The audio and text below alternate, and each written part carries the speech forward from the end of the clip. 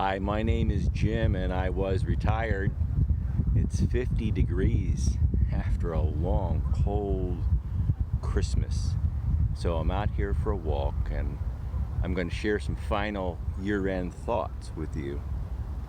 I've seen a lot of videos on YouTube and people trying to figure out how much they're down for the year. Well, a lot of different ways you could look at it.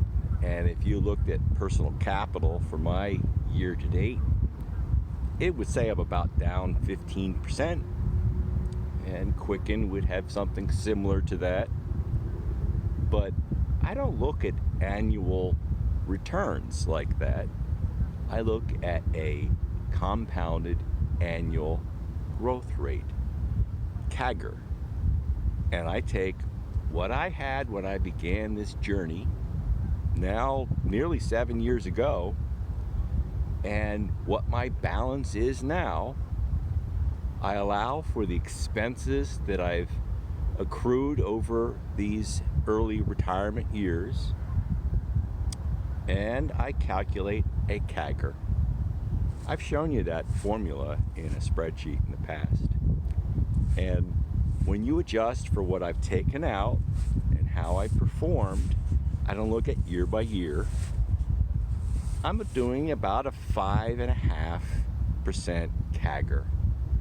And that's okay with me. My bucket system allows me to keep 3 years worth of expenses in bucket 1. Not all cash in the bank. Some of it is in short-term cash-like investments in my tax-deferred accounts that I'll take out in future years. My bucket 2 is about 5 years worth of expenses, and everything else, including some equities that are way down this year, are assets that I don't need this year. Now, I do have to balance out those buckets every once in a while, as I also have to balance out my asset allocations. But the first thing I have to do is figure out where next year's expenses are going to come from. They're going to come from bucket 1 in planned strategic withdrawals and what I've currently got in the bank.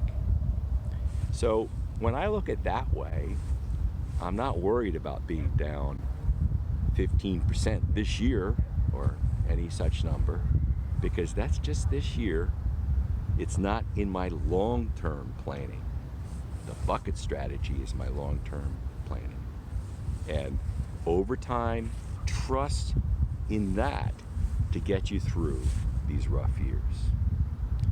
So another way to look at a year-end review is to look at not the monetary deficits, but the other deficits.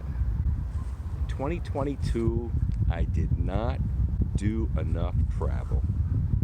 It's a big deficit for me, and I hope that in 2023, I'm going to help invest in more travel so that I can look at the end of the year and a year from now and say, I accomplished my goal of traveling more in 2023. This year's Christmas was pretty small, no big family gatherings. It was a blessing to be with my immediate family and my brother-in-law for Christmas Day. That's 5 people.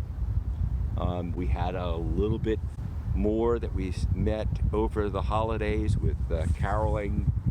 And we're going to go spend the turn of the year with some cousins down in Washington. So smaller gathering, but I'm finding that the time spent with others is the best gift of all.